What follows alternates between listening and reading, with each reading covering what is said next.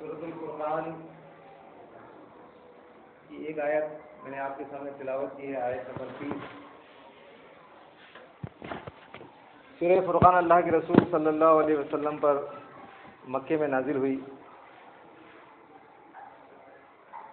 اور اس سورہ کے اندر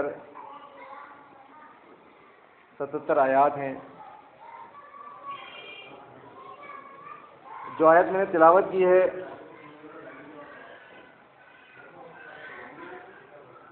وہ کم از کم آج کے جو حالات ہیں قرآن کے ماننے والوں کے، ان پر یہ پوری طرح منطبق ہوتی ہے کہ وقال الرسول یا ربی انا قومی اتخذوا ھذا القرآن مہجورا، کہ رسول کہیں گے قیامت کے دن کہ اے میرے پروردگار، میری قوم نے اس قرآن کو چھوڑ دیا تھا۔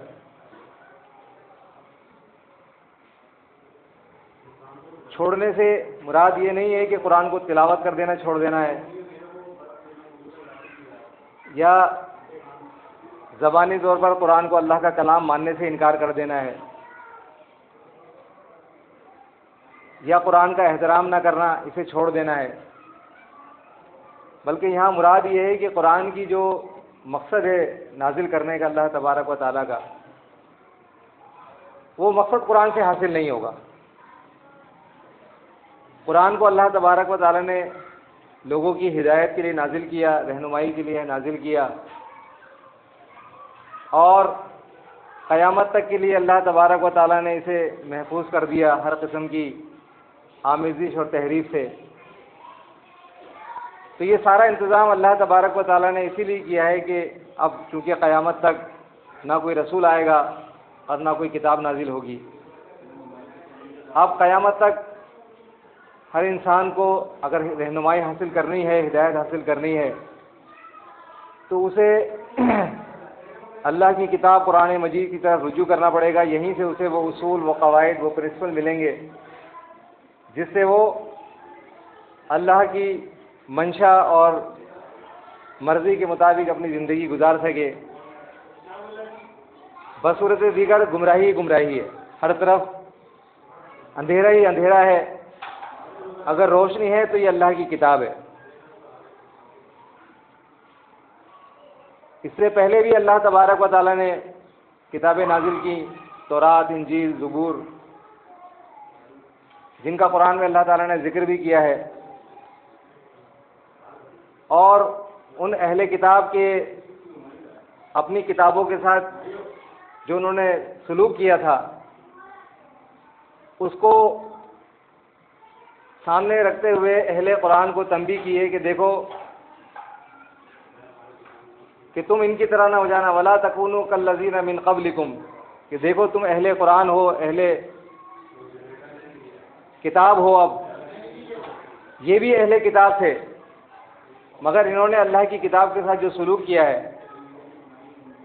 کہ جس طرح اس کو پسے پش ڈال دیا، وراء ظہورہم قرآن میں آتا ہے کہ انہوں نے اللہ کی کتاب کو ایسے پسے پش ڈال دیا گویا کہ وہ جانتے ہی نہیں۔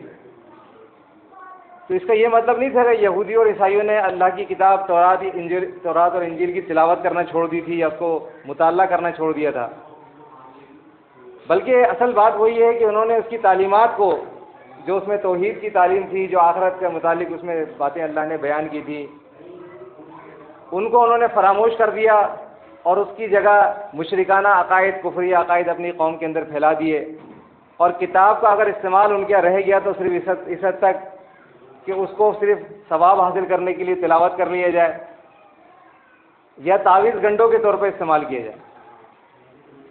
تو اللہ تعالیٰ نے پچھلے اہل کتاب سے عبرت دلاتے ہوئے انہیں یہ احساس دلایا ہے کہ ولا تکونوا کالذین من قبلکم، دیکھو ان لوگوں کی طرح نہ ہو جانا جو تم سے پہلے گزرے ہیں،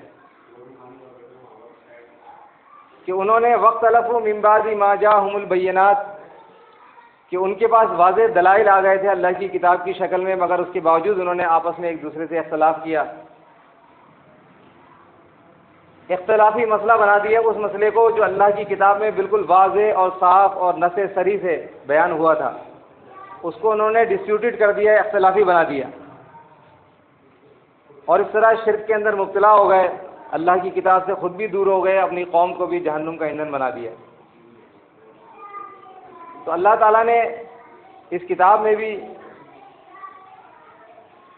قرآن کے ماننے والوں کو، قرآن کی ذمہ داری سنبھالنے والوں کو یہ یاد دہانی کرائی ہے کہ دیکھو تم ان کی طرح نہ ہو جانا، ان اہل کتاب کی طرح۔ سورہ آل عمران میں اللہ تعالیٰ فرماتا ہے کہ وَاعْتَصِمُوا بِحَبْلِ اللَّهِ جَمِيعًا وَلَا تَفَرَّقُوا، کہ دیکھو سب مل کر اللہ کی اس رسی کو مضبوطی سے تھام لینا، وَلَا تَفَرَّقُوا، اور فرقے میں نہ پڑنا۔ جن معاملات میں اللہ تبارک و تعالیٰ نے ایمان اور عقائد کے متعلق اپنی کتاب میں واضح اور صریح دلائل بیان کر دیے، اس کے بعد پھر اختلاف کرنے کا مطلب ہے کہ تم جو ہے اللہ کی بات کو ماننا ہی نہیں چاہتے، ہٹ دروی دکھا رہے ہو۔ تم اس وجہ سے اختلاف نہیں کر رہے کہ تمہارے پاس واضح دلائل نہیں ہیں، بلکہ تم اصل میں اپنی چلانا چاہتے ہو، اپنی فرقے کی، اپنی جماعت کی بات کو اونچا رکھنا چاہتے ہو، دوسرے کی بات کو نہیں ماننا چاہتے ہو۔ اسی چیز کو اللہ تبارک و تعالیٰ نے ان الفاظ میں بیان کیا ہے، بغیم بینہم، آپس کی ضد کی وجہ سے، آپس کی ضد تھی تمہاری، مسئلہ کی گروہی، کہ تم جو ہے نا ایک دوسرے کو نیچا دکھانا چاہتے تھے، ہم جیت جائیں یہ نیچے ہو جائے۔ مناظرے کے ذریعے دلائل سے چھوڑو، ہمیں تو کسی طرح ایسی چرب زبانی کا مظاہرہ کرنا ہے کہ سامنے والے کو چت کر دیا جائے اور پھر لوگ واہ واہ واہ واہ کریں، ہمیں کندھوں پہ اٹھا لیں۔ تم نے تو مجادلے کو، جو اللہ تبارک و تعالیٰ نے صرف محض اس لیے اس کا حکم دیا تھا کہ تاکہ لوگوں تک اللہ کی بات پہنچ جائے، وجادلہم باللتی ہی احسن، کہ دین کی بات ویسے تو لوگوں کو بہت کڑوی لگتی ہے، کہ یہ حق بات جو ہے، توحید کی بات، سچی بات، اللہ کی بات، یہ ہمیشہ کڑوی لگتی ہے۔ اور حدیث میں بھی آتا ہے الحق مرن، سچائی جو ہے یہ کڑوی ہوتی ہے۔ باپ دادا کے دین کا جب اس میں رد ہوتا ہے، اکابرین کی حیثیت جب اس کے اندر گرتی ہوئی محسوس ہوتی ہے کہ یہ تو ہم انہیں عالم سمجھ رہے تھے، یہ تو جاہل نکلے، انہیں اتنا نہیں پتا کہ شرک کیا ہوتا ہے اور توحید کیا ہوتی ہے۔ تو یہ جو تمہیں گرتا ہوا محسوس ہوتا ہے اپنے بڑوں کا وقار اللہ کے وقار کے مقابلے میں، تو پھر تم ضد پر آ جاتے ہو، اور پھر باوجود اس کے کہ تمہیں معلوم ہوتا ہے کہ حق کیا ہے، اللہ کی کتاب کیا بیان کر رہی ہے، تم ماننے سے صاف انکار کر دیتے ہو۔ قرآن میں اللہ تعالیٰ نے بات بیان کی ہے، بغیم بینہم، آپس کی ضد میں۔ ورنہ حق کو تو یہ اچھی طرح پہچان لیتے ہیں، خاص طور پہ وہ طبقہ جسے ہم عالم کہتے ہیں، علماء اور مشائخ، جس کا خاص طور پہ اللہ تعالیٰ نے اپنی کتاب میں ذکر کیا ہے، اور ان کو کہا ہے کہ تم کیسے لوگ ہو، اور یہ وہ لوگ ہیں بدلوا نعمت اللہ کفرا، کہ یہ تو وہ طبقہ ہوتا ہے جو اللہ کی کتاب کو پڑھتا ہے، یہ عالم لوگ ہوتے ہیں، علم رکھنے والے ہوتے ہیں، ان کے پاس علم ہوتا ہے دین کا، یہ زیادہ بہتر جانتے ہیں صحیح اور غلط کو۔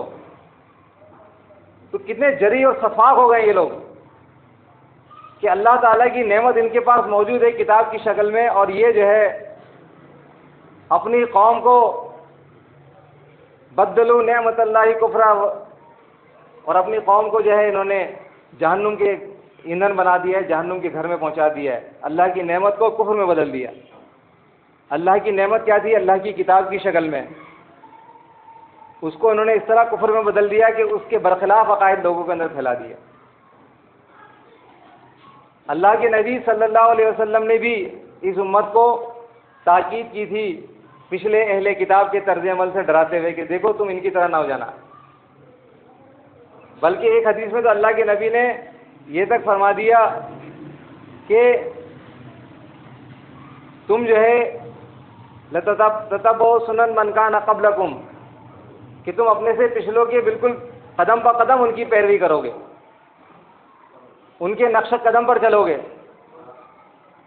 اور اگر آج آپ کو پتہ ہو یہود و نصارہ کے علماء اور مشائخ کا کیا کردار تھا، کیا طریقہ واردات تھا اللہ کی کتاب سے لوگوں کو دور کرنے کا، اگر آپ کو پتہ ہو اگر نہ پتا ہو تو قرآن اٹھا کے دیکھ لیجئے، سورہ بقرہ میں اللہ نے بیان فرمایا ہے، اور دیگر صورتوں میں اللہ نے اہل کتاب کا طریقہ واردات بیان کیا ہے کہ یہ کس طرح لوگوں کو، انسانیت کو گمراہ کرتے ہیں۔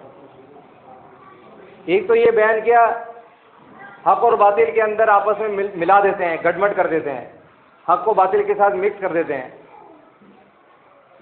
ایک طرف توحید پر درس دیتے ہیں اور توحید کا درس دیتے دیتے اس کے درمیان شرک کو داخل کر دیتے ہیں۔ توحید بیان کرتے ہیں، سننے والا کہتا ہے دیکھو انہوں نے سچی بات تو کہی ہے کہ اس آیت شریفہ سے، جو سورہ بقرہ، سورہ فاتحہ کی آیت ہے ایاک نعبد و ایاک نستعین، اس آیت شریفہ سے تو یہی ثابت ہوتا ہے کہ ہر قسم کی مدد صرف اور صرف اللہ تبارک و تعالیٰ ہی سے مانگنی چاہیے، اور اللہ کے علاوہ کسی اور سے مدد مانگنا ناجائز ہے، بالکل ناجائز ہے۔ اب دیکھیں یہ توحید ہے خالص، یہ دیوبند کے عالم محمود الحسن نے بالکل قرآن کی اس آیت ایاک نعبد و ایاک نستعین کی بالکل سچی تفسیر کی ہے انہوں نے۔ لیکن پھر اس کے بعد وہی جو قرآن میں اللہ تعالیٰ فرماتا ہے کہ حق اور باطل کو یہ علماء یہود جو ہے ملا دیا کرتے تھے، اور اس طریقے سے انہوں نے اللہ کی کتاب سے دور ہوئے ہیں، یہ وہی کردار اس امت کے علماء نے اختیار کیا، اور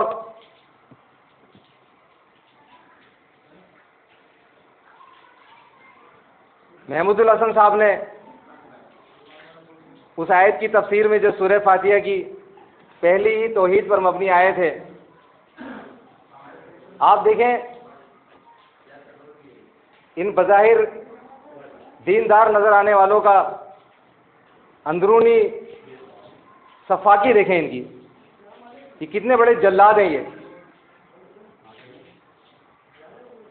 ان سے بڑا جلاد کون ہوگا جو ایک انسان کو اللہ کی ہدایت سے جان بوجھ کر ہٹا کر گمراہی کے راستے پہ لگا کے خود بھی جہنم میں چلا جائے اور ہمیشہ ہمیشہ کے لیے انسانیت کو جہنم میں جھونک دے۔ آپ اندازہ لگائیے وہ جہنم کتنی بھیانک جگہ ہے۔ اللہ کی کتاب اس پر گواہ ہے، یہ گرمی کچھ بھی گرمی نہیں ہے جو آج ہمیں ہلکان کی دے رہی ہے، یہ گرمی کچھ بھی نہیں ہے۔ آج جہنم کی جو اللہ نے منظر قرآن میں منظر کشی کی ہے، اسے پڑھیں تو ہول آ جائے گا آپ کو کہ کیسا دردناک عذاب ہے وہ، کہ ایک لمحے کا سکون میسر نہیں ہے۔ یہاں ابھی گھنٹہ سوا گھنٹے بعد ہمیں ٹھنڈا شربت مل جائے گا، کوئی بڑی بات نہیں ہے، تسکین ہو جائے گی۔ مگر اللہ کی کتاب، سچی کتاب، یہ گواہی دیتی ہے کہ دیکھو یہ معمولی مسئلہ نہیں ہے، یہ ایمان کا مسئلہ ہی ہے۔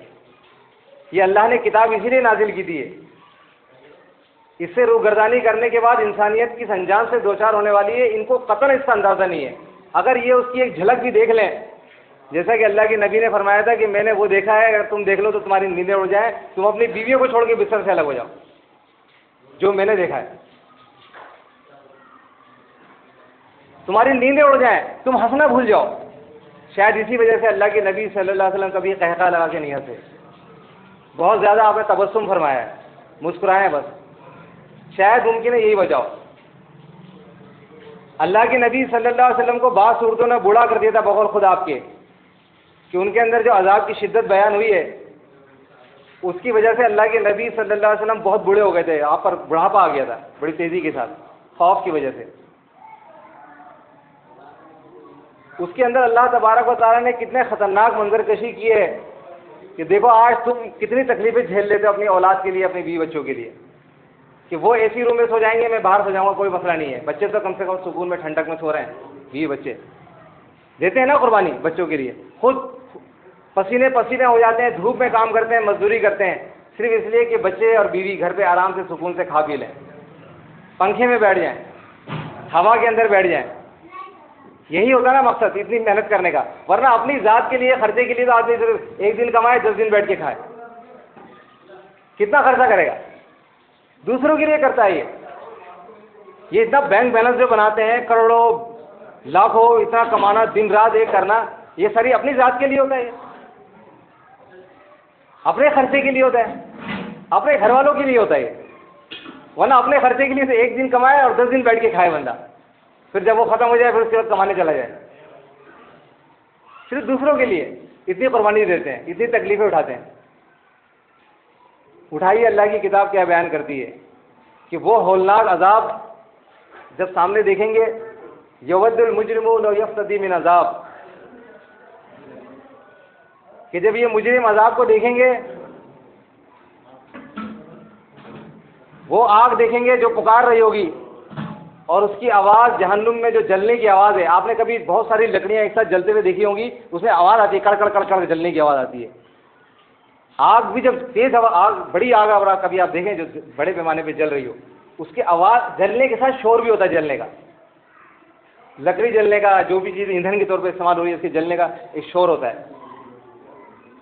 تو جہنم کی بھی آواز ہوگی، ہیبت ناک آواز ہوگی جو پکار رہی ہوگی. اور قرآن نے اس کی وسعت کا جگہ کس انداز سے بیان کیا ہے. اللہ کی شان دیکھیں کلام کی، کہ جہنم کی اگر کوئی یہ کہنا چاہے کہ کتنی بڑی جہنم ہے، کیا اس کا ایریا ہے، کتنے کلومیٹر ہے، کتنے ایکڑ پر بنی ہوئی ہے، تو بتانا مشکل ہے، اندازہ لگانا مشکل ہے. قرآن نے بس اتنا انداز میں بیان کیا ہے اس کی وسعت کا اندازہ لگانے کے لیے، کہ وہ کہے کہ حل من مزید، اور ہے، آنے دو، آنے دو جتنے بھی آنے ہیں. اب اندازہ لگائیے، جو کہے کہ جتنے بھی آنے دو، پھر کیا ہوگی اس کی وسعت، اور کیا ہوگی اس کے اندر گنجائش. اور قرآن یہ نہیں کہہ رہا کہ اس بھیانک آگ کے اندر، اس بھیانک تپش کے اندر یہ کوئی کھلے کھلے جگہوں میں رہیں گے. بتایا ٹھونس دیے جائیں گے، تنگ جگہ میں ٹھونس دیے جائیں گے. آگ کے اندر بھی آگ ہی اوڑھنا ہے، آگ ہی بچھونا ہے، آگ کی قناتیں ہیں، آگ کے صاحبان ہیں، اور اس میں بھی ٹھونس دیے جائیں گے. یہ اللہ کی کتاب کی بات ہے، یہ ہونا ہے. تیرے رب کی قسم، اللہ تعالیٰ قسم کھا کے کہتا ہے یہ ایک دن ہونا ہے، یہ واقعہ ہوگا. یہ آج جھٹلانے والے جھٹلاتے رہیں، لیکن کل یہ حقیقت ان کے سامنے ہوگی، یہ دوبارہ زندہ کر کے ہمارے سامنے کھڑے ہوں گے بڑی عدالت کے اندر. یہ اس دن فیصلہ ہوگا.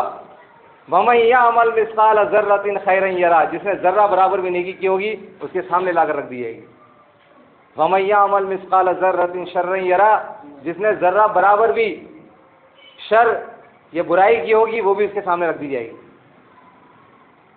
اور جب یہ مجرم دیکھیں گے اس جہنم کو، تو آپ اندازہ لگائیے کہ ابھی بھی یہ حالت ہے کہ گرمی میں بعض لوگوں میں نے دیکھا ہے وہ آپس سے باہر اپنی جان بچانے کے لیے بالکل سیلفش، خود غرض ہو جاتے ہیں. ابھی اتنی 40-42 ٹمپریچر پر اپنی جان کی پڑی ہوئی، بھاگو نکلو، سانس لو نکل کے. باقی جائیں جو دیکھیں گے وہ اپنا دیکھیں گے، مجھے اپنی جان بچانی ہے. یہ تو صرف 40-42 پہ، وہ تو لاکھوں کروڑوں ڈگری سینٹی گریڈ کا ٹمپریچر ہوگا.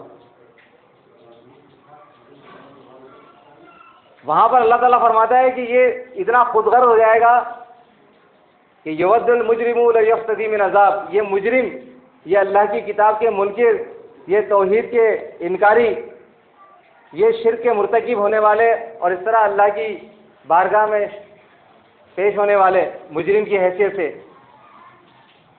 جب یہ اس عذاب کو اپنے سامنے دیکھیں گے تو اسی بیوی، اسی بچے، اسی بھائی، اسی خاندان جس کے لیے دنیا میں یہ اپنی پوری توانائی لگایا کرتے تھے، ان کے آرام کے لیے، ان کے سکون کے لیے، کہ انہیں سکون مل جائے، میرا کیا ہے، میں تو کیسے بھی گزارا کر لوں گا، باہر بیٹھ کے، گرمی ہے باہر بیٹھ کے کم سے کم بچے بیوی تو کم سے کم سکون سے گھر میں رہیں، پنکھے کے اندر، روم کولر لا کے دے دیا میں نے، ڈبل اوور ٹائم لگایا میں نے، 4-4 5-5 دن ڈیوٹی پہ لگا رہا ہوں میں، اس لیے کہ روم کولر لے لوں، بچے ذرا آرام سے سو جائیں رات کو. میں نے گھر والوں کی خوشی کے لیے دن رات محنت کی ہے کہ تاکہ ان کو اچھے انداز سے ٹریٹ کر سکوں، ان کو گھر پہ دعوتیں کر سکوں، ان کو سکون دے سکوں. لیکن مالک فرماتا ہے کہ دیکھو اس ایمان کے معاملے میں تھوڑی سی غفلت دکھانے کا آج یہ نتیجہ ہے ان کا، اللہ کی کتاب سے دوری کا نتیجہ آج یہ اس شکل میں بھگت رہے ہیں. یہ کہے گا مجرم، یود المجرم لو یفتدی من عذاب یومئذ ببنیہ، اے اللہ یہ میرا بیٹا ہے. اب اندازہ لگائیے، بیٹا، آج تو ہم بیٹے کے لیے اپنی جان دے دیں گے کہ اس کی جان بچ جائے، جان کی بازی لگا دیں گے. تیرنا نہ بھی آتا ہو اگر بچہ کشتی سے گر جائے پانی میں، سمندر میں، باپ بے اختیار کود پڑے گا، بھلے تیرنا نہ آتا ہو، میرا بچہ ہے. ہو سکتا ہے اس کے بچے کو تو کوئی نکال لے لیکن وہ ڈوب جائے گا. ایسے بہت کیس ہوتے ہیں. کتنے کیس میں نے پڑھے اس طرح کی کہ کسی 8-10 منزلہ عمارت سے بچہ بالکنی پہ کھیل رہا تھا، ماں بچے کپڑے سکھا رہی تھی، بچہ ایک دم جھول کے نیچے گرا، ماں بھی بے اختیار بغیر سوچے سمجھے کہ میں کود رہی ہوں میرا کیا ہوگا، وہ بچے کے پیچھے بچے کو بچانے کے لیے خود بھی کود گئی، دونوں ڈھیر ہو گئے۔ یہ تو ممتا ہے، یہ اللہ نے رکھی ہے انسان کے اندر، شفقت پدری باپ کی محبت اللہ نے انسان میں رکھی ہے۔ یہ تو انسان بے بس ہے، یہ تو ہے، اس سے کسی کو بھی انکار نہیں ہے، نہ میں کر سکتا ہوں نہ آپ کر سکتے ہیں، یہ تو اللہ نے رکھی ہے۔ ماں کی ممتا اس کے ساتھ لگی ہوئی ہے، باپ کی شفقت باپ کے ساتھ لگی ہوئی ہے، وہ تو ہوگی، فطرت ہے ہماری۔ لیکن مالک فرماتے ہیں ایک حقیقت یہ بھی تو ہے نا، اس کو بھی تو نظر انداز مت کرو کہ وہ دن آنے والا ہے کہ جب یہی بچہ اس کو تم تاوان کے طور پر دینے کے لیے تیار ہو جاؤ گے کہ اللہ یہ میرا بچہ ہے، اس کو جہنم میں جھونک دے، وصاحبتی ہی یہ میرا بھائی ہے، اے اللہ اس کو جہنم میں جھونک دے، واخی ہی یہ میری بیوی ہے اس کو جہنم میں جو، واخی ہی یہ میرا بھائی ہے، اے اللہ اس کو جہنم میں ڈال دے، وفصیلتی التی تؤوی اے اللہ یہ میرا پورا خاندان ہے، میری بہنیں ہیں، میرے بہنوں کا خاندان ہے، یہ میرے ماموں کے خاندان والے، یہ میرے چچا زادے ہیں، یہ میرے ماموں زادے ہیں، یہ میرے سسرالی ہیں، یہ فلاں یہ ڈھیروں پورا خاندان ہے، اے اللہ اس خاندان کو سب کو جہنم میں ڈال دے۔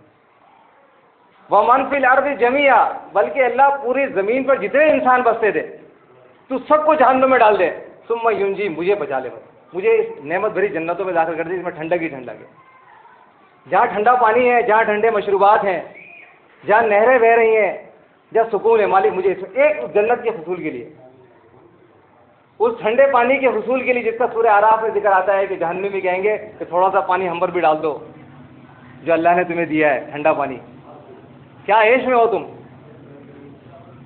تھوڑا پانی ہم پر بھی ڈال دو۔ اللہ تعالیٰ فرمائے گا کہ اللہ نے جہنم پر حرام کر دیا ہے جنت کی نعمتیں، وہ اس حد تک خود غرض ہو جائے گا کہ اللہ ان سب کو جہنم میں ڈال دے اور ثم ینجی مجھے بچا لے، میرے اندر اتنی طاقت نہیں کہ میں اس حبس بھری بدترین حرارت والی جہنم کو برداشت کروں۔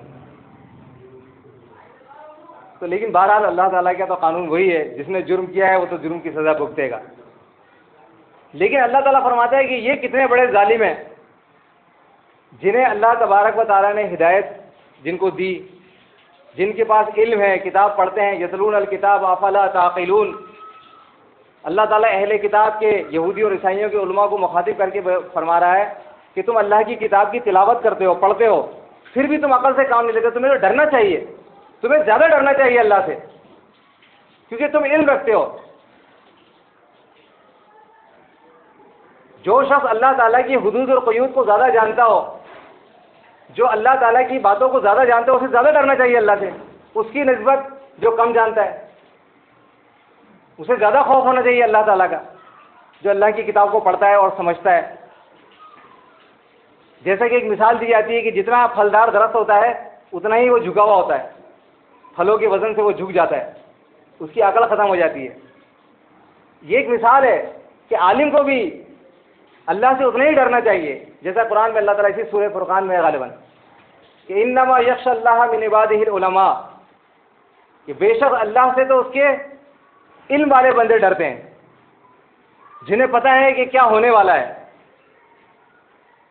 جو شخص بے خبری میں ہو وہ تو اندھا سن چلا جا رہا ہے، لیکن جسے اللہ نے علم دیا ہے کہ آخرت کی پیشی کس بنیادوں پر ہوگی، وہاں فیصلہ کن بنیادوں پر ہوگا، وہاں کس بنیاد پر انسان ہمیشہ کی جہنم سے بچ سکے گا، وہ کیا چیز ہے جس سے اگر انسان بچ جائے تو ہمیشہ ہمیں کی جہنم سے تو کم از کم بچ جائے گا، وہ کون سے گناہ ہیں جن کی پھر بھی بخشش ہو جائے گی، وہ کون سے گناہ ہیں جو صغیرہ ہیں، وہ کون سے گناہ ہیں جو کبیرہ ہیں، وہ کون سے گناہ ہیں جو ہلاک کر ڈالنے والے ہیں، اور وہ کون سا ایسا ایمان ہے، کون سی ایمان کی خصوصیت ہے کہ جو ان گناہوں کو بھی معاف کر دے گی۔ جس کو یہ ساری باتیں پتہ ہوں اسے تو زیادہ اللہ سے ڈرنا چاہیے، نہ کہ وہ الٹا اور جری ہو جائے کہ میں تو بہت عالم ہوں، میں تو عالم ہوں، مجھے تو علم ہے کہ اللہ تبارک و تعالیٰ شرک کے علاوہ سارے گناہ معاف کر دے گا، لہذا میں اب مادر پدر آزاد ہو جاؤں۔ تو اللہ تعالیٰ اہل کتاب کو بھی اسی چیز کی طرف توجہ دلا رہا ہے کہ تم اہل کتاب ہو، کتاب کی تلاوت کرتے ہو، مگر تمہارا طرز عمل یہ ہے کہ تم نے اپنے سمیت، بلکہ قرآن نے ان کے اس طرز عمل پر ایک تعجبانہ انداز اختیار کیا کہ اہل کتاب جو تھے، جو قرآن کے تورات اور انجیل کے جو عالم تھے، جنہیں پتہ تھا کہ عیسیٰ علیہ السلام نے کیا تعلیم دی ہے، کہ عیسیٰ علیہ السلام اسے یہ کہا کرتے تھے کہ انہم من یشرک باللہ فقد حرم اللہ علیہ الجنہ ومأواہ النار وما للظالمین من انصار، سورہ مائدہ میں یہ کہ بے شک اللہ تبارک و تعالیٰ جو ہے اس نے شرک کرنے والے پر جنت کو حرام کر دیا. تم یہ ساری جنت کے حصول کے لیے تو لوگوں کو یہ تم سارے ڈرامے کر رہے ہو. یہ سارا جو ڈرامہ رچا ہے مذہب کے نام پہ، یہ کیا ہے؟ اس کی کیا بنیاد ہے؟ اس کی کیا بیس ہے؟ بلکہ میں اس مذہب کو چھوڑیں جو قرآن کے ماننے والے کریں، پوری دنیا کو آپ لے لیں، پوری دنیا میں نیکی کے نام پہ جو کچھ ہو رہا ہے اس کے پیچھے کیا مقصد ہے؟ جنت، جنت کا حصول. عیسائی اگر کر رہے ہیں جو بھی جس چیز کو وہ نیکی سمجھ رہے ہیں، وہ اسی لیے کر رہے ہیں کہ جنت میں آسمانوں کی بادشاہت، جنتوں کی بادشاہت کی خواہش کہ عظیم الشان جنتیں ہوں گی جن کی وسعت ایسی ہوگی جیسے زمین و آسمان کی چوڑائیاں، ایسی وسیع اور خوبصورت اور پرکیف جنتیں، اس کی بادشاہت، اور صرف کس پہ؟ ایمان کی بنیاد پر. تو یہ سارا کچھ جتنا بھی مذہب کی بنیاد پر ہو رہا ہے وہ اسی لیے تو ہو رہا ہے جنت مل جائے. دنیا میں جتنے بھی مذاہب ہیں آپ دیکھیں کسی نہ کسی انداز سے ان کے اندر یہ تصور موجود ہے کہ نیکی کرو گے تو پھر یہ تمہیں اس کے بدلے میں. یہودی اور عیسائی تو صاف ہی کہتے ہیں وہ تو کہ ہمارے سوا کوئی جنت میں جائے گا ہی نہیں کیونکہ ہم اللہ کے چہیتے ہیں، ہمارے سوا کوئی جنت میں نہیں جائے گا، اور اگر ہم جہنم میں گئے بھی لن تمسنا النار الا ایاما معدودہ، تو تھوڑے دنوں کے لیے جہنم میں جائیں گے، اس کے بعد جہنم سے نکال کے پھر عظیم الشان ہمیشہ ہمیشہ کی جنتوں میں داخل کر دیے جائیں گے. لیکن آپ اگر ہندوؤں کو دیکھ لیں تو ان میں بھی تصور پایا جاتا ہے نرک اور سورگ. نرک کہتے ہیں وہ جہنم کو، سورگ کہتے ہیں جنت کو.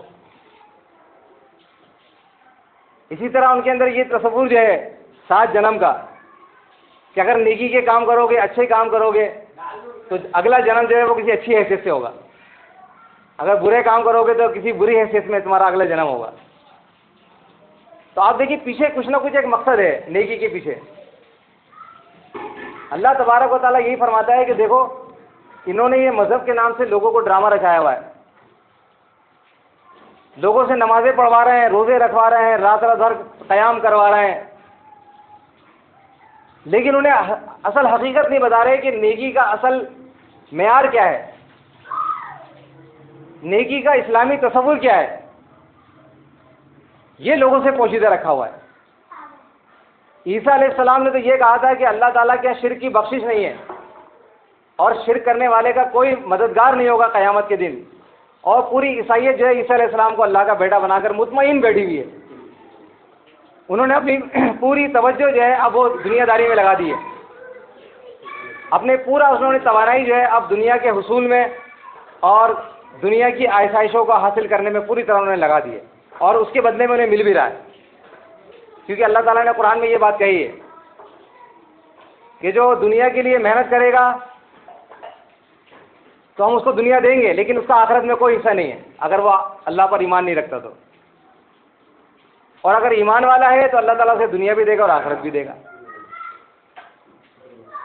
تو انہوں نے عیسیٰ علیہ السلام کو اللہ کا شریک بنا کر اس کے بعد وہ مطمئن ہو کر بیٹھ گئے اور سمجھ رہے ہیں کہ ہم نے بہت بڑا کمال کر دیا، اور اب بس ہفتے کے ہفتے اتوار کے اتوار وہ سروس میں چلے جاتے ہیں، عبادت میں دعا میں شامل ہو جاتے ہیں.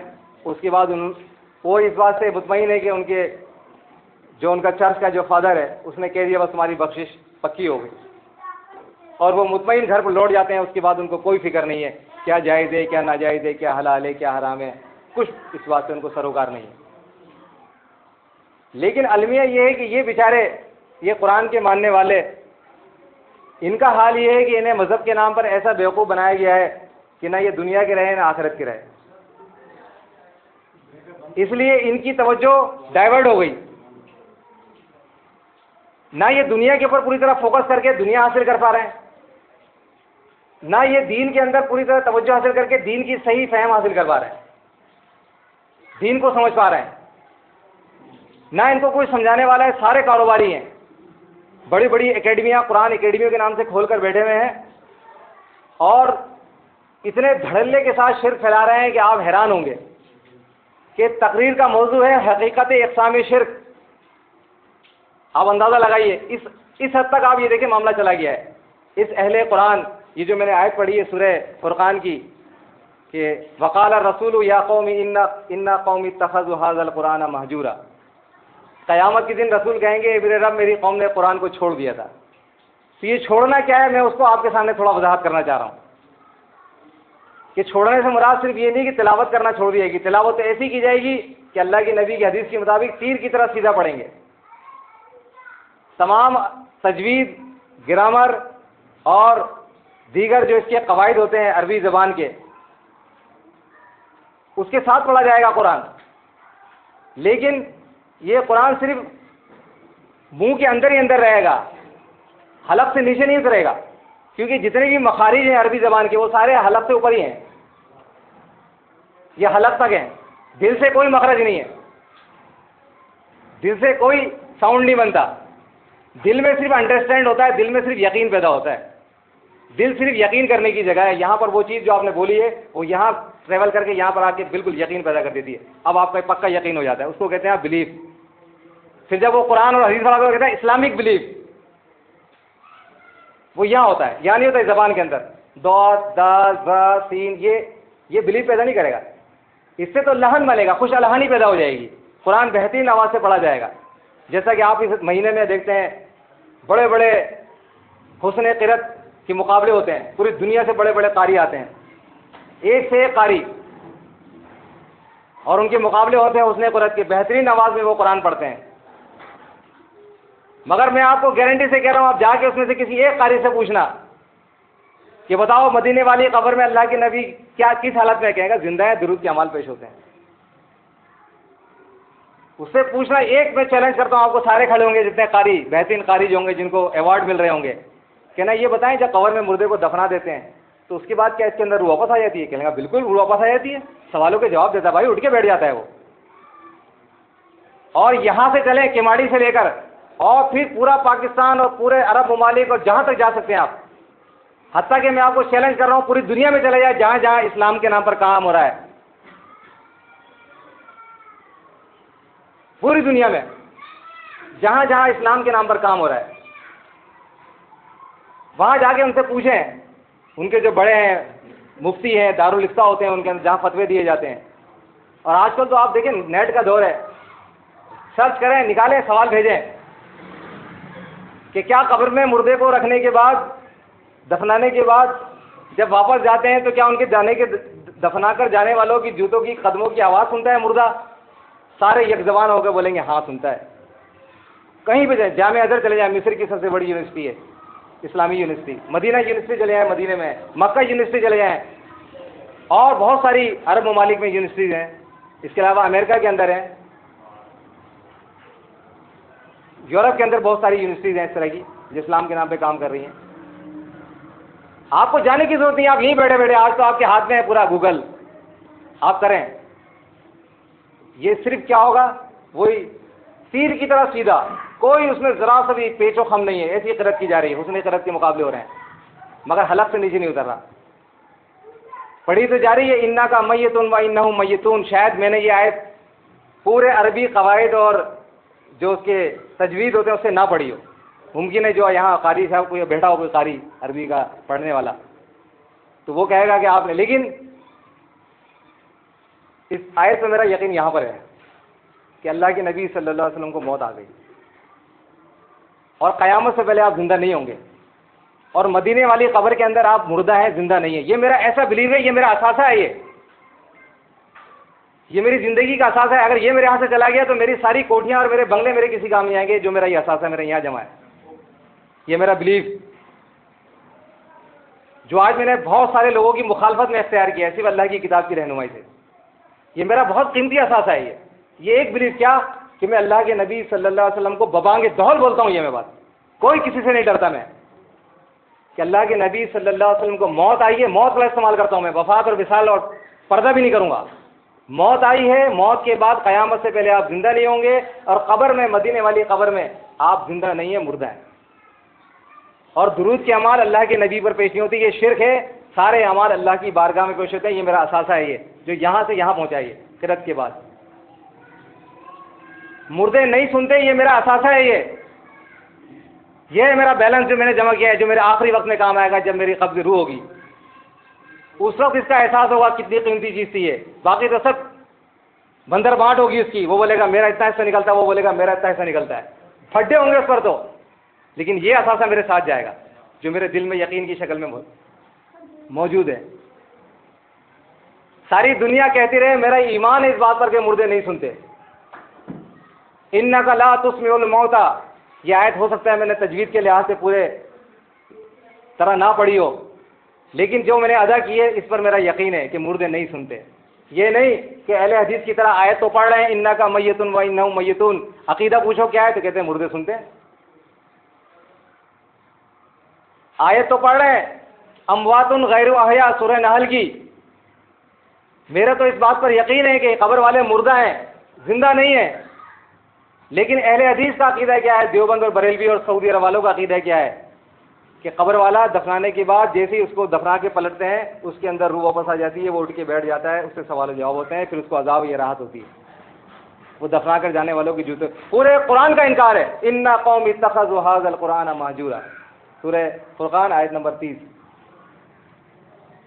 تو مقصد نزول تو رہ گیا جو رمضان میں قرآن نازل ہوا. اللہ نے یہ قرآن شہر رمضان الذی انزل فیہ القرآن، کہ رمضان وہ مہینہ ہے جس میں اللہ نے یہ قرآن نازل کیا. اس کا مقصد نزول بھی بتا دیا، لوگوں کی ہدایت وبینات والفرقان، 3 چیزیں بتائیں، 3 صفات قرآن کی بتائی. فرقان یہ قرآن کی صفت ہے، فرق کرنے والی کتاب. بینات واضح دلائل، خدا ہدایت دینے والی. 3 صفات ہیں اس قرآن کی، اور یہ اس کے ماننے والے تینوں صفات سے محروم ہیں اس کی فائدہ اٹھانے کے معاملے میں. نہ اس سے ہدایت حاصل کر رہے ہیں، نہ اس کی بینات پر غور کر رہے ہیں، اور نہ اس کو فرقان سمجھ کر اس کے مطابق فیصلہ کر رہے ہیں. آج کتنے اہل حدیث ہیں جن سے ہماری بات چیت ہوتی ہے، اتنی ہڑ گرمی کا مظاہرہ کرتے ہیں، کہتے ہیں احمد بن حنبل کیا غلط ہے. اندازہ لگائیے، ایک طرف کہتے ہیں ہم غیر مقلد ہیں، اور دوسری طرف کہتے ہیں کہ احمد بن حنبل کیا غلط ہے. اتنے بڑے امام کا عقیدہ تھا کہ قبر کے اندر روح لوٹا دیے. یہ ڈاکٹر عثمانی یہ کون ہوتا ہے؟ آپ دیکھیں ان کی نگاہ میں اللہ کا یہ وقار ہے. اور وہاں تراویحوں میں دیکھیں کیسے لہن کے ساتھ اور قرآن پڑھا جا رہا ہوگا. آیت تو پڑھی جا رہی ہے، ہر تراویح کے اندر شبینہ ہو رہا ہے. ایک تو قرآن کا انہوں نے مذاق بنایا ہوا ہے. کس طریقے سے، جیسے سعید صاحب نے آج جمعے کی تقریر میں یہ بات کہی تھی کہ اگر اللہ تبارک و تعالیٰ نے اس قوم کے معاملے میں، یہ جو آخری امت ہے، اگر یہ بات نہ طے کر لی ہوتی کہ اللہ تعالیٰ اسے نیست و نابود نہیں کرے گا صفحہ ہستی سے، جس طرح پچھلی قوموں کو، قوم عاد، قوم سمود اور دیگر قوموں کو اللہ تعالیٰ نے بالکل ایک عذاب کی شکل میں بالکل نیست و نابود کر دیا. ان کے صرف کھنڈرات رہ گئے تھے نشانی کے طور پر. تو اگر اللہ تعالیٰ نے اس آخری امت کے لیے یہ معاملہ نہ کیا ہوتا فیصلہ کہ اسے نیست و نابود نہیں کرے گا، ویسے ان کے اوپر مختلف شکلوں میں عذاب آتے رہیں گے. تو جو کچھ انہوں نے اللہ کی کتاب کے ساتھ سلوک کیا ہے، آپ یقین کریں اس سے بھی بڑے عذاب کے مستحق تھے جو قوم عاد اور قوم سمود پر آئے. آپ اندازہ لگائیے، جس قرآن کو پڑھنے کے حوالے سے بھی خود قرآن نے یہ ایک ترتیب بتائی ہے، وَرَتَّلَ الْقُرْآنَ تَرْتِيلًا. یہ قرآن ہے، کوئی اللہ کا عظیم کلام ہے، یہ کوئی معمولی کتاب ہے یہ جس کا ساتھ آج یہ سلوک ہے. آپ دیکھیں وہ شبینہ کہلاتا ہے. کیا کہتے ہیں؟ رات کو ایک ہی رات میں پورا قرآن پڑھتے ہیں. وہ کس طرح پڑھ رہا ہوتا ہے قرآن؟ کیونکہ اسے ایک ہی رات میں نمٹانا ہوتا ہے اور صبح پیسے وصول کرنے ہوتے ہیں. کچھ سمجھ میں نہیں آتا کیا پڑھ رہا ہے، وہ ایسے جا رہا ہوتا ہے بالکل راکٹ کی اسپیڈ سے. ایک ہی رات میں پورا قرآن پڑھنا ہوتا ہے. حالانکہ ان مولویوں کو سب پتہ ہے کہ اللہ کے نبی کی حدیث ہے کہ کم سے کم آپ نے 3 دن کا ٹائم پیریڈ بتایا تاکہ اس میں وہ ترتیل کا جو ہے نا لحاظ رکھا جا سکے پڑھنے کے لیے. خود اللہ کے نبی صلی اللہ علیہ وسلم کو قرآن وحی کرنے کے حوالے سے سورہ قیامہ میں آتا ہے کہ لا تحرک به لسانک لتعجل به، کہ نبی قرآن کو وصول کرنے میں زبان کو تیزی سے حرکت نہ دو. ان علینا جمعہ وقرانا، اس قرآن کو جمع کرنا، اس کا پڑھانا یہ ہمارے ذمہ ہے، آپ فکر نہیں کریں، آرام آرام سے پڑھیں. سنقرئک فلا تنسى، ہم آپ کو جو پڑھا دیں گے آپ نہیں بھولیں گے، ہرگز نہیں بھولیں گے، الا ماشاء اللہ. ہاں اگر اللہ ہی خود بھلانا چاہے کچھ آپ کو تو الگ بات ہے، ورنہ جو ہم آپ کو پڑھا دیں گے وہی آپ نہیں بھولیں گے، آپ بالکل کوئی فکر نہیں کیجیے. آج آپ دیکھ لیں کیا حال ہے. ایسا مذاق بنایا ہوا ہے قرآن کے ساتھ، پیکج بنائے ہوئے ہیں، 5 روزہ تراویح، 6 روزہ تراویح، 8 روزہ تراویح. جیسے جیسے کاروباری حضرات ہوتے ہیں اس کے حساب سے کس مارکیٹ میں کیا حساب چل رہا ہے، کاروبار کس دن سے شروع ہوتا ہے رمضانوں میں، اس کے حساب سے پیکج بنائے ہوئے ہیں. اگر کسی کے جی 5 رمضان سے کاروبار شروع ہو جاتا ہے رمضان کا، تو اس مارکیٹ والوں کے لیے 5 روزہ تراویح کا پیکج کہ 5 روز میں تراویح پڑھ کے فارغ ہو جاؤ، اس کے بعد 25 دن تک بغیر تراویح کے اپنا کام جاری رکھو. کہیں 10 روزہ ہے تو 10 روزے کی 10 روز کے حساب سے. کہنے کا مقصد یہ ہے کہ ہر طرف اللہ کی کتاب کے ساتھ جو ہے نا ایک مذاق بنا ہوا ہے. اور مذاق بنانے والے کون ہیں؟ یہی وہ سدیس. آپ دیکھیں ڈرامہ ہی ڈرامہ ہے. وہ سدیس روتا ہے قرآن کی تلاوت کرتے ہوئے، روتا ہوگا. مجھے تو اس کے رونے پہ اور عجیب کیفیت میں مبتلا ہو جاتا ہوں، یہ کیسا ڈرامہ کر رہا ہے یہ ظالم. تو قرآن کو پڑھ رہا ہے، تیری اپنی زبان عربی ہے. یہ جو سدیس ہے، وہ جو وہاں کا سعودی عرب کا جو تراویح پڑھاتا ہے وہاں حرم کے اندر، اس کی اپنی زبان عربی ہے. ہمیں تو عربی سیکھنی پڑے گی اس کو اپنی زبان میں سمجھنے کے لیے. لیکن ہم تو اس کا ترجمہ پڑھ کے ہم پر خوف طاری ہوتا ہے کہ کیسے اللہ تعالیٰ نے اس میں عذاب کی پیشن گوئیاں کی ہیں، کس طرح عذاب سے ڈرایا ہے. اور یہ سب کچھ جان کر سرکاری مولوی بنا ہوا ہے، گورنمنٹ آف سعودی عرب کا مولوی بنا ہوا ہے. وہی عقائد ہے اس کے جو گورنمنٹ آف سعودی عرب شائع کرتی ہے، وہی عقیدہ ہے جو مفتی اعظم سعودی عرب کا ہے، اس سے ہٹ نہیں سکتا. مفتی اعظم سعودی عرب عبداللہ بن باز کا فتویٰ ہے کہ اللہ کے نبی صلی اللہ علیہ وسلم کی قبر پہ جا کر اگر کوئی سلام پڑھتا ہے تو اللہ تعالیٰ آپ کی روح کو لوٹا دیتا ہے. آپ سلام کا جواب دیتے ہیں. خالص کفر ہے قرآن کا، پورے قرآن کا کفر ہے یہ. تو مسئلہ یہ ہے کہ یہ حلق سے نیچے نہیں اتر رہا ہے، یہ دل میں یقین پیدا نہیں کر رہا ہے. اسلامک بلیف جو ہے نا وہ ان کے اسلامک بلیف نہیں ہے، یہ مشرکانہ بلیف ہے، یہ کفریہ بلیف ہے. تو آپ دیکھیں کہ میں یہ کہہ رہا تھا کہ اس حد تک اب یہ جری ہو گئے ہیں. انہوں نے دیکھ لیا مجموعی طور پر دنیا کی آبادی کتنی ہے اس وقت، 7.5 ارب کے قریب ہے. آپ یقین کریں ان مولویوں جو بڑے بڑے مولوی ہیں ان کے لیے کچھ بھی نہیں ہے، یہ سب کچرا کوڑا ہے. یہ چاہے وہ خلا میں جانے والا کوئی سائنٹسٹ ہو یا ناسا میں کام کرنے والا بڑے سے بڑا سائنٹسٹ ہو، مولوی کے لیے سب اس کی انگلیوں پہ مولوی سب ان کو انگلیوں پہ نچا رہا ہے.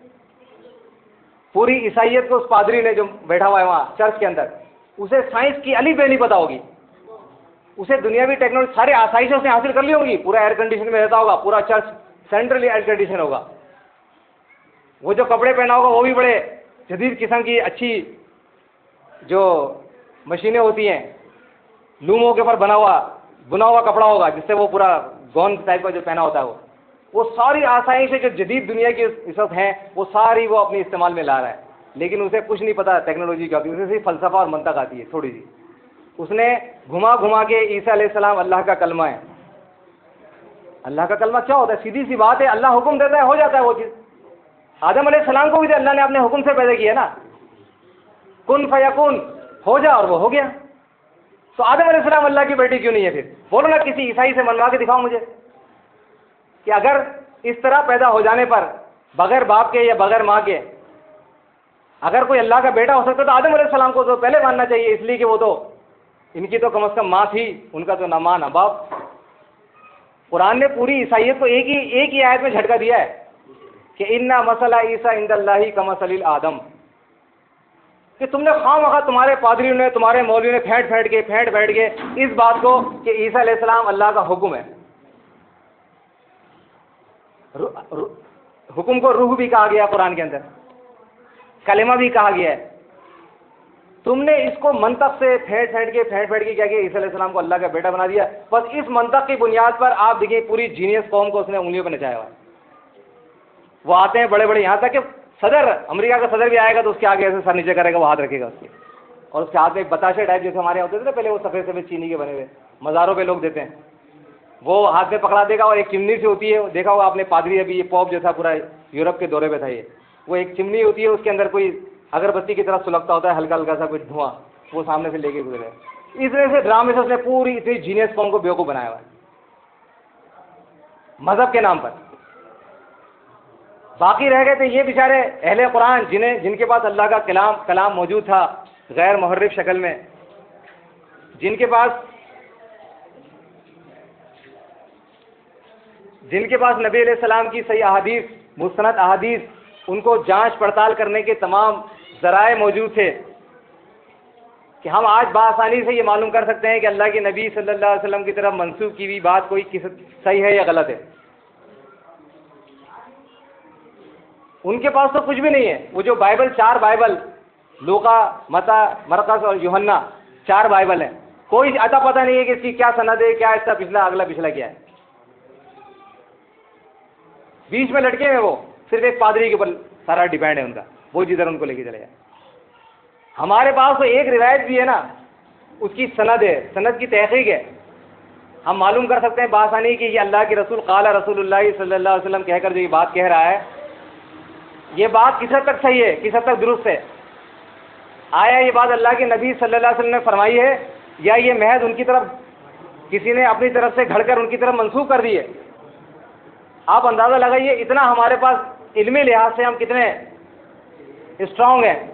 ایک تو اللہ کی کتاب بالکل غیر محرف شکل میں موجود ہمارے پاس، اور پھر وہ تو ایسی کتاب جس نے دنیا کو چیلنج دیا ہے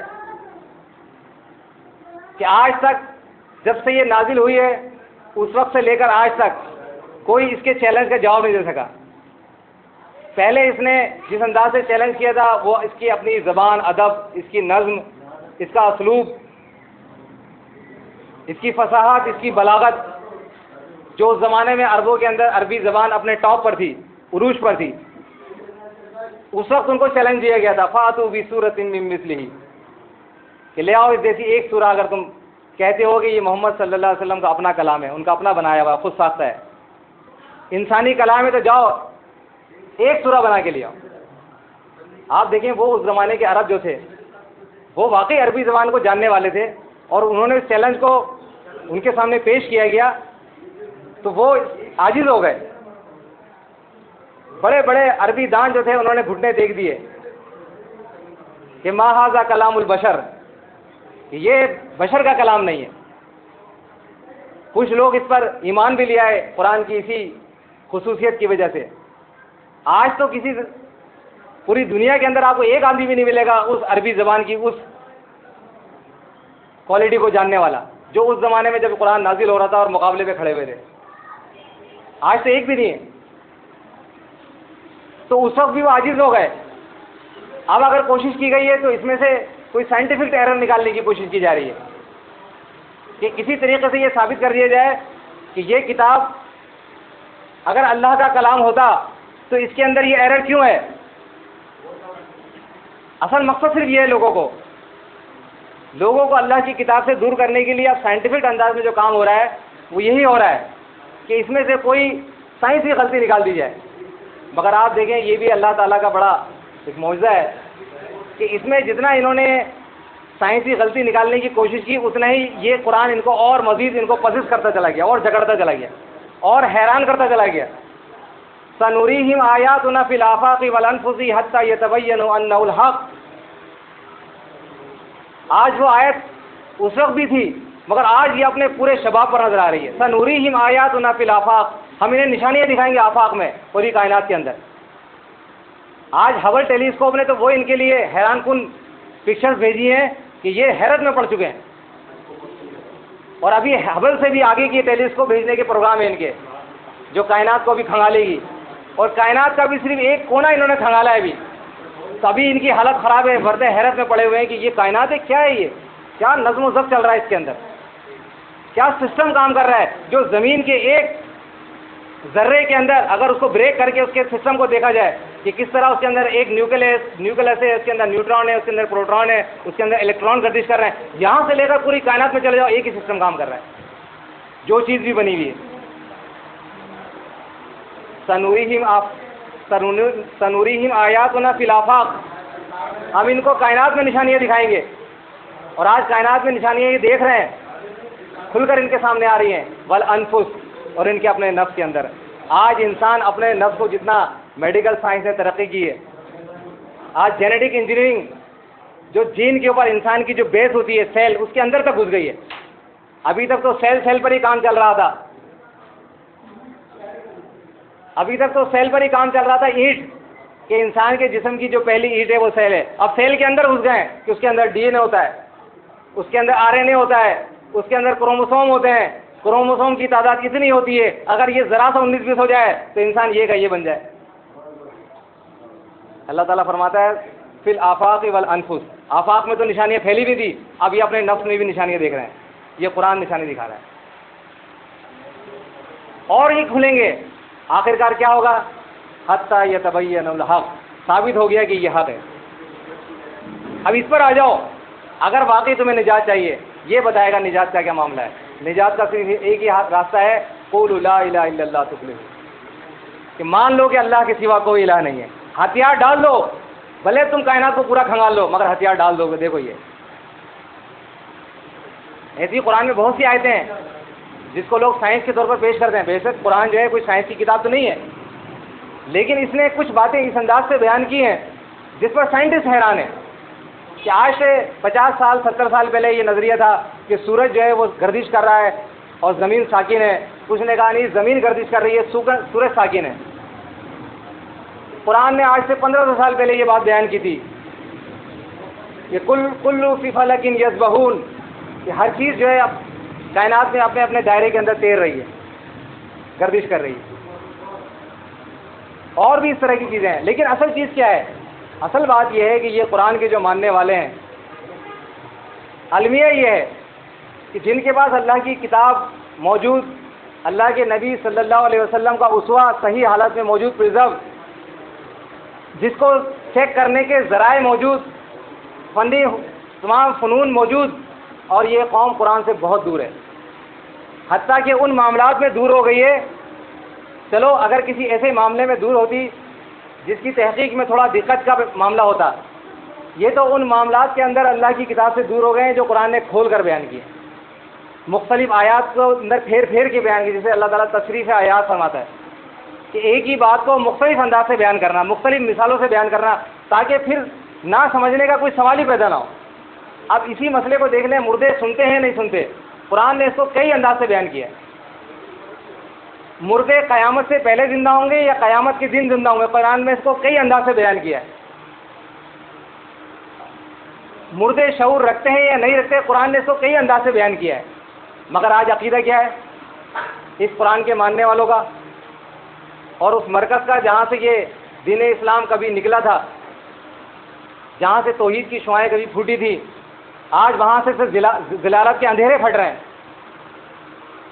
وہاں سے گمراہی کے اندھیرے چاروں طرف پھیلنا شروع ہو گئے، وہاں سے یہ سعودی عرب کا جو قرآن آ رہا ہے، یہ جو وہ وقف للہ تعالی فری آف کاسٹ مفت تقسیم کر رہے ہیں لوگوں میں، اور دنیا کی ہر زبان کے اندر تقریباً انہوں نے اس کے ترجمے کیے ہیں جو زیادہ مشہور زبانیں ہیں، اور کنٹینر کے کنٹینر بھر کے آتے ہیں اور فری تقسیم کیے جا رہے ہیں لوگوں کے اندر۔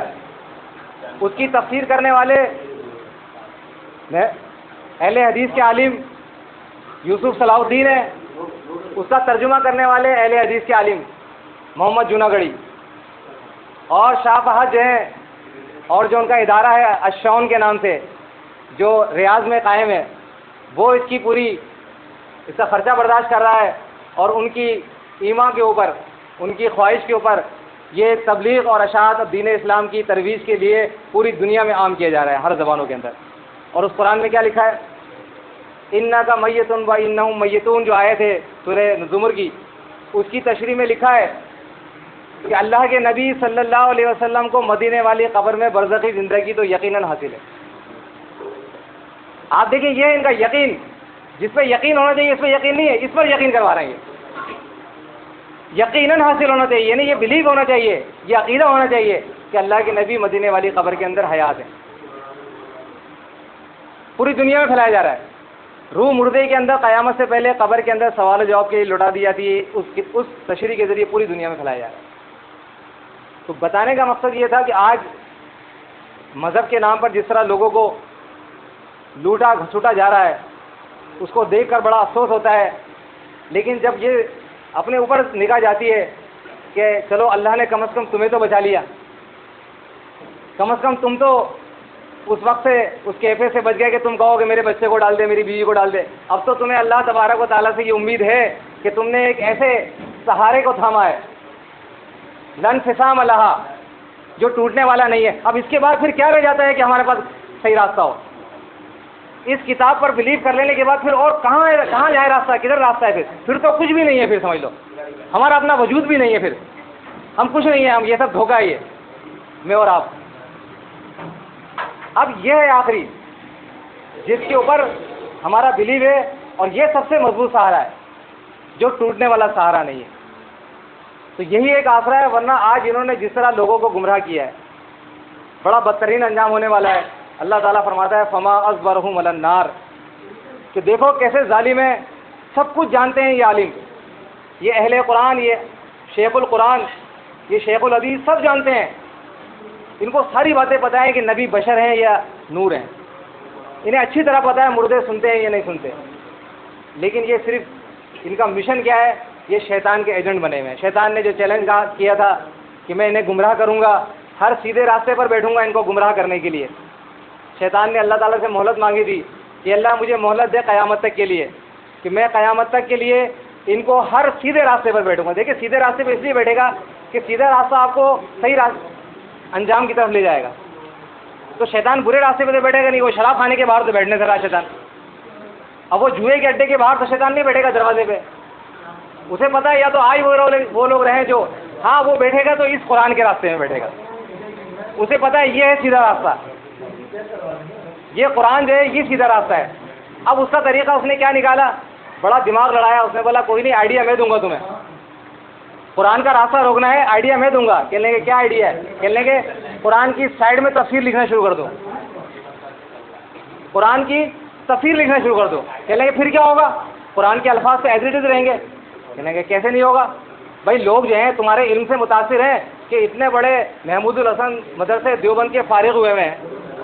ایسے تو فارغ نہیں ہو گئے. اتنا انہوں نے کتابیں پڑھی ہیں، منطق پڑھا ہے، فلسفہ پڑھا ہے، اور نہ جانے کیا کچھ پڑھا ہے. تو جب وہ یہ دیکھیں گے کہ محمود الحسن تفسیر عثمانی، محمود الحسن نے اس کا تفسیر کی ہے، تو وہ متاثر ہوں گے. وہ کیا کریں گے؟ وہ ایاک نعبد و ایاک نستعین کا پہلے ترجمہ پڑھیں گے. اے اللہ ہم تیری ہی عبادت کرتے ہیں اور تجھی سے مدد مانگتے ہیں. اس کے بعد وہ دیکھیں گے، دیکھتے ہیں محمود الحسن نے کیا لکھا ہے. اب وہ سائڈ میں آئیں گے. اب دیکھیں یہ آ گیا راستہ. اب وہ راستے میں بیٹھا ہوا شیطان. اس نے کیا کہا تھا؟ میں ہر سیدھے راستے پہ بیٹھوں گا. اس نے محمود الحسن کو کہاں بٹھایا؟ سائڈ میں، حاشیے پہ. کہا ادھر بیٹھ جاؤ، بیچ میں تو گھس نہیں سکتے تم، نہ اس کے الفاظ بدل سکتے ہو، نہ اس کی آیتوں کو آگے پیچھے کر سکتے ہو. اب تم آ جاؤ سائڈ میں بیٹھ جاؤ. اب یہ ہے شیطان نما انسان، یہ ہے طاغوت. ان کے لیے بغض نہ ہو وہ ایمان نہیں ہے. انہوں نے ہمارے ماں باپ کو، ہمارے آبا و اجداد کو جس جگہ پہنچا دیا ہے، آپ یقین کریں اس کا عشیر بھی اگر آپ دیکھ لیں آپ کی نیندیں اڑ جائیں گی خوف کے مارے. یہ اتنے بڑے دہشت گرد ہیں. یہ ان کے لیے دل میں جتنا بغض ہوگا اتنا ہی ایمان کا درجہ بلند ہوگا. جتنا بغض ان کے خلاف ہوگا اتنا ہی ایمان زیادہ مضبوط اور زیادہ قوی ہوگا. تو آپ دیکھیں کہ انہوں نے کس طرح انسانیت کو گمراہ کر دیا کہ اللہ کے نیک اور مقبول بندوں کو بھی پکارا جائے. میری جتنی دیوبندیوں سے بات ہوئی ہے، وسیلے میں سب سے پکے ہیں وہ. محمود الحسن کی اس بات کو چھوڑنے کے لیے تیار نہیں کہ واسطہ رحمت الہی ہم تو بنائیں گے. وہی سب سے زیادہ اہل دیوبندیوں کا مضبوط عقیدہ وسیلے کا، اور اہل حدیث کا سب سے مضبوط عقیدہ سماع موتا کا اور حیات فی القبر کا. یہ دو عقیدے آپ دیکھ لیں. معاملہ بریلوی تو خیر وہ تو معاملہ ہی ان کا ہلکا ہے، وہ تو سارے مادر پدر آزاد ہیں، وہ تو ان کے تو سارے معاملات خراب ہیں. لیکن دیوبندیوں کا سب سے مضبوط عقیدہ وسیلے کا ہے، اور اہل حدیث کا سماع موتا اور حیات فی القبر کا ہے. یہ دو عقیدے پکے ہیں. تو بہرحال اسی بات پر میں ختم کروں گا کہ آپ دیکھیں کہ یہ قرآن کے نام پر خاص طور پہ یہ جو تنظیم اسلامی کے نام سے ڈاکٹر اسرار احمد والے جو ہیں، جگہ جگہ انہوں نے بینر لگائے ہوئے ہیں کہ ترجمے کے ساتھ تراویح کے بعد یہ وہ سارا. میں بتا رہا ہوں کہ ان کے جو ڈاکٹر اسرار احمد ہیں انہوں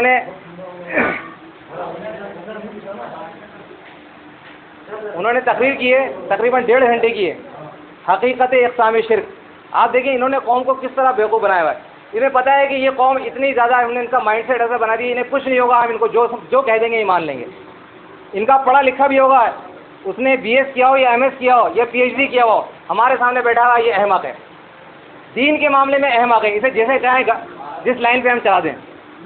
حقیقت اقسام شرک موضوع ہے، اور اس کے اندر وہ یہ کہتے ہیں کہ شاہ ولی اللہ نے اپنی کتاب حجت اللہ البالغہ میں لکھا ہے کہ یہ اولیاء اللہ جو ہوتے ہیں یہ مرنے کے بعد یہ ان کی روحیں فرشتوں کے ساتھ شامل ہو کر دنیا کی امور انجام دیتی ہے جیسے فرشتے کام کرتے ہیں. آپ دیکھیں کیا کہہ رہے ہیں کہ اولیاء اللہ مرنے کے بعد ان کی روحیں فرشتوں کے ساتھ شامل ہو کر دنیا کے اندر دنیا کے کام تکوینی امور انجام دیتی ہیں.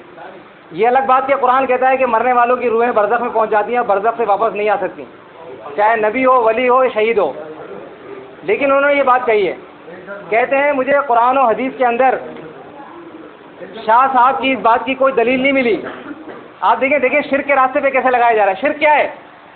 اللہ اور اس کے رسول کی اطاعت سے باہر نکل جانا، شیطان کی اطاعت کرنا، یہ بھی شرک ہے نا. شرک صرف یہ ہوتا ہے ذات کا نہیں ہوتا، اطاعت کا بھی شرک ہوتا ہے کہ اللہ اور اس کے رسول کے مقابلے اپنے بڑوں کی اطاعت کرنا، اللہ اور اس کے رسول کی بات کو چھوڑ کر اپنے بڑوں کی بات کو ماننا، یہی تو شرک ہے، شرک فی الطاعت. اب دیکھیں حقیقت اقسام شرک موضوع ہے ڈاکٹر اسرار احمد کی تقریر کا 2 گھنٹے کی، اور اس کے اندر یہ شرک وہ تعلیم دے رہا ہے لوگوں کو. اکیڈمیاں بنائی ہوئی ہیں، تنظیم اسلامی نام رکھا ہوا ہے، قرآن پھیلاؤ کی تحریک چلا رہے ہیں، اور کام کیا کر رہے ہیں؟ لکھتے ہیں کہ مجھے قرآن و حدیث کے اندر اس کی کوئی دلیل نہیں ملی جو شاہ ولی اللہ نے اپنی کتاب میں لکھا ہے کہ مرنے کے بعد اولیاء اللہ کی روحیں فرشتوں کے ساتھ مل کر کام کرتی ہیں. لیکن چونکہ شاہ صاحب کا مقام اتنا بڑا ہے کہ اگر امام غزالی اور ابن تیمیہ کو ملا لیا جائے تو شاہ صاحب بنتے ہیں. یہ 2 بڑی پاپولر شخصیت ہیں، ابن تیمیہ اور امام غزالی، اگر ان دونوں کو ملا دیا جائے تو شاہ ولی اللہ بنتے ہیں، اور شاہ صاحب کا فرمانا ہی میرے نزدیک ایک درجے کی دلیل ہے.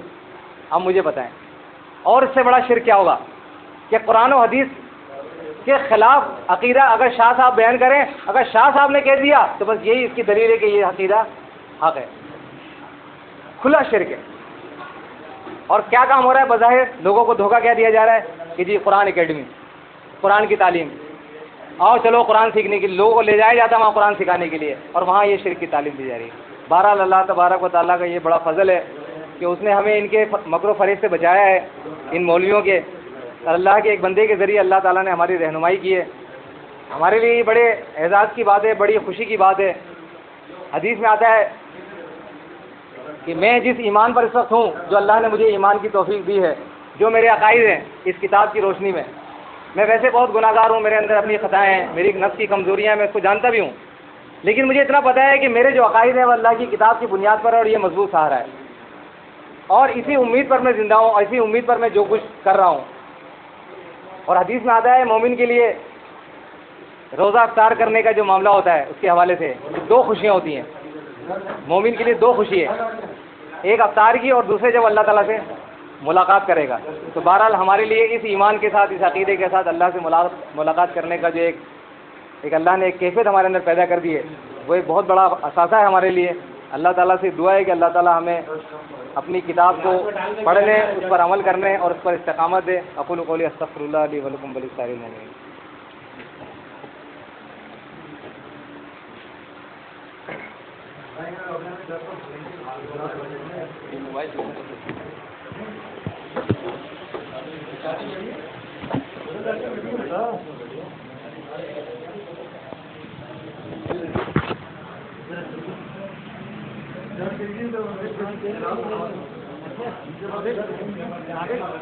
آگے